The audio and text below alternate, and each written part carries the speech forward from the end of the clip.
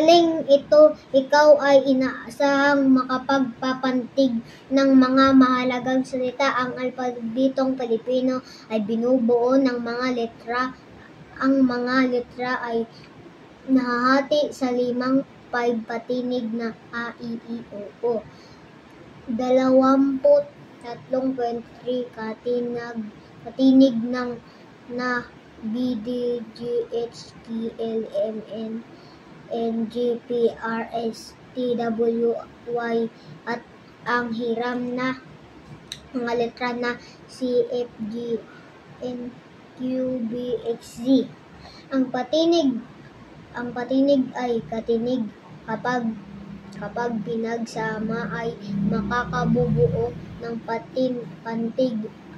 Ang pantig ay ang pagsasama-sama ng letra. Halimbawa, M plus A equals ma, B plus A equals ba.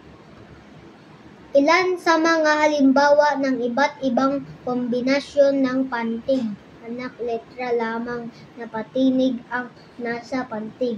Gubat ang letra ng katinig at patinig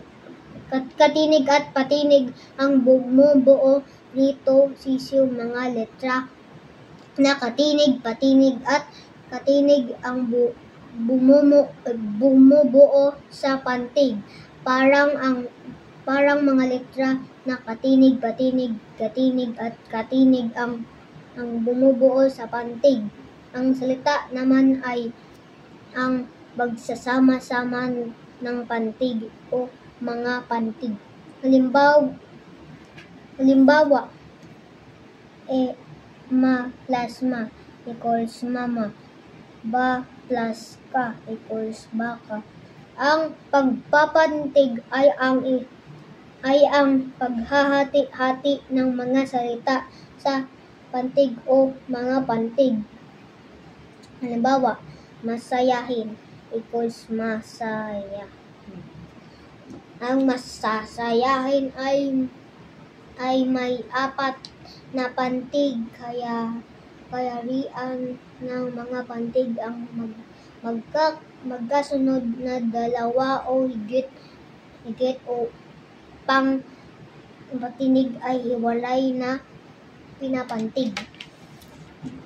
Tapos na?